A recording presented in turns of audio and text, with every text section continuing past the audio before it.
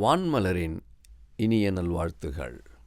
இன்று 2026 ஆண்டு ஆகஸ்ட் மாதம் 19ஆம் நாள். இன்றைக்கான இறை வாக்கு: நீங்கள் எல்லாரும் வெளிச்சத்தின் பிள்ளைகள், பகலின் பிள்ளைகள். நாம் இரவுக்கும் இருளுக்கும் உரியவர்கள் அல்ல. 1 தெசலோனிக்கேயர் 5ஆம் அதிகாரம் 5ஆம் திருவசனம்.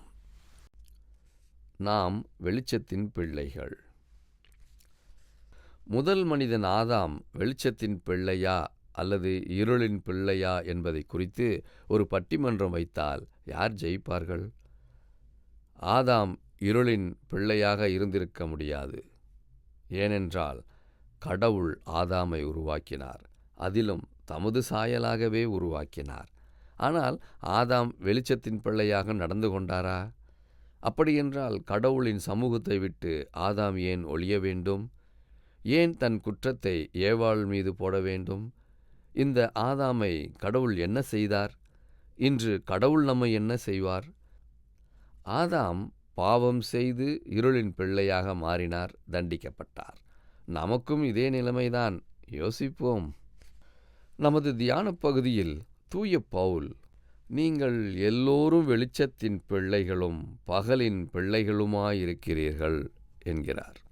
அப்படியென்றால் இன்னும் ஏன் நமக்குள் வீண் சண்டைகள், கோபங்கள்? ஒருமுறை ஆபிரகாம் லிங்கன் 2 கிறிஸ்தவர்களை குறித்து இவ்விதமாக வேதனைப்பட்டார். இவனும் அவனும் ஒரே திருமறையை படிக்கிறார்கள், ஒரே ஆலயத்திற்கு தான் வருகிறார்கள், ஒரே கடவுளையே ஆராதிக்கிறார்கள், அவரையே வணங்குகிறார்கள். ஆயினும் ஏன் இருவரும் ஒருவருக்கொருவர் எதிராக செயல்படுகிறார்கள்? இன்று நமது வாழ்க்கை நம்மை வெளிச்சத்தின் பிள்ளைகளாக காட்டுகிறதா?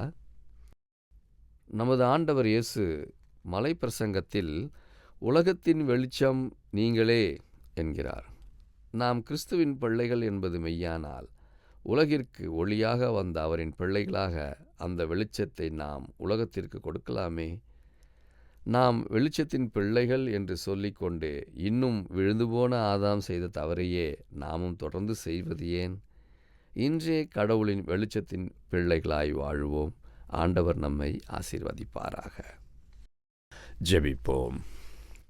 தூயாதி தூயவரே, எங்களது வாழ்க்கை கடவுளின் பிள்ளைக்குரிய வெளிச்சத்தின் வாழ்வாக இருக்க துணை புரியும். இயேசுவின் வழியே, ஆமேன்.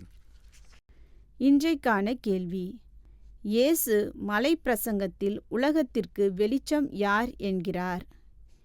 இயேசு மலைப்பிரசங்கத்தில் உலகத்திற்கு வெளிச்சம் யார் என்கிறார்?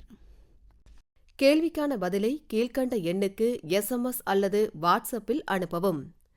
9841809796.